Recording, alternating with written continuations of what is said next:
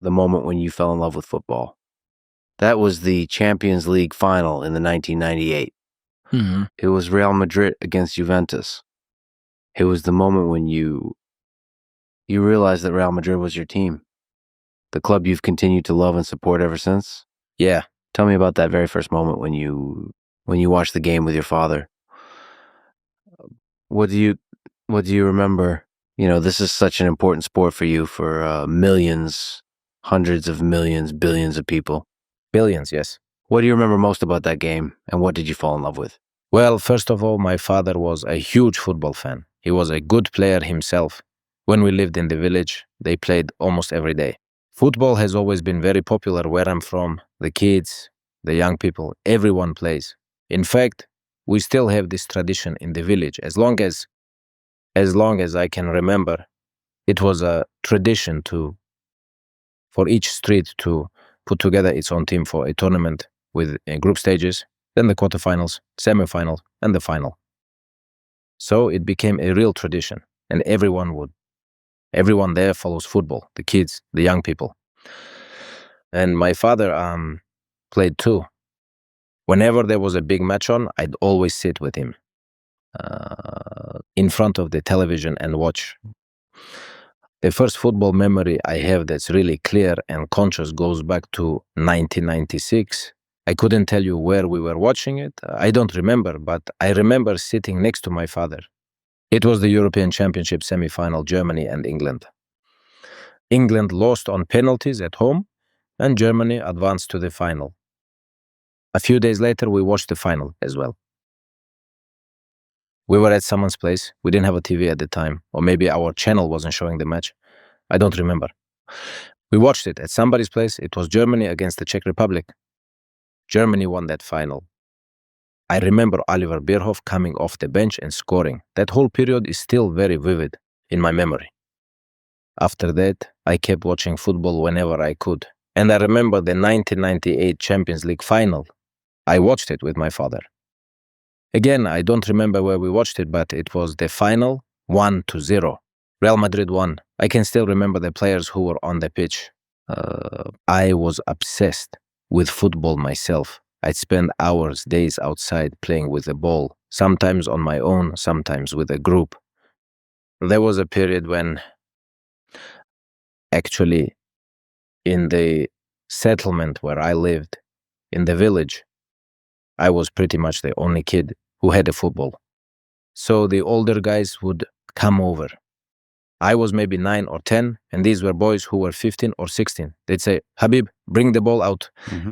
But I'd give them a condition for bringing the ball out. When you're 10 years old, nobody is putting you on a team with 15-year-olds, you know. The age gap is just too big. So I'd say, if I bring the ball, I'm playing. They go, all right, bring it out, and I'd get to play. And the kids my own age didn't make the team. You know how it is when there are a lot of kids around. Of course, the older boys would take charge. They decide who's playing. Normally, when you're 10 and they're 15, there was no chance you get picked. But I was very lucky I had the ball, so I always made the team and got to play with them. That's where it all started, really, you know. That love for football started in my childhood. My father and I always watched the big matches together. I even remember the 1998. I remember being somewhere and literally running home so I wouldn't miss the opening ceremony of the tournament in France. I was just running. I ran to my grandfather's house and said, Grandpa, put on Channel 1. I think it was Channel 1 that was showing the opening. Ronaldo was playing in that tournament. So I sat there watching, and my grandfather looked at me. I was 10. He looked at me and said, why are you interested? I said, I want to watch. I sat and watched. The Brazilians won both matches back then, I think. They won against Morocco and lost to the Norwegians. The opening match was Brazil against Scotland, 2-1, right? Yeah, 2-1. So basically from childhood, I already had that love for football. And then it just grew. I started watching the Champions League, the Euros, the World Cup, and later the domestic leagues, mostly the Premier League. So that's where this passion comes from. And what about national teams? Brazil was your team growing up, right? That legendary Brazil team. I like Brazil, yes. I also like the Netherlands. Those national teams, Brazil and the Netherlands, Those were the ones that really appealed to me. And what about clubs? What were the main teams that you supported?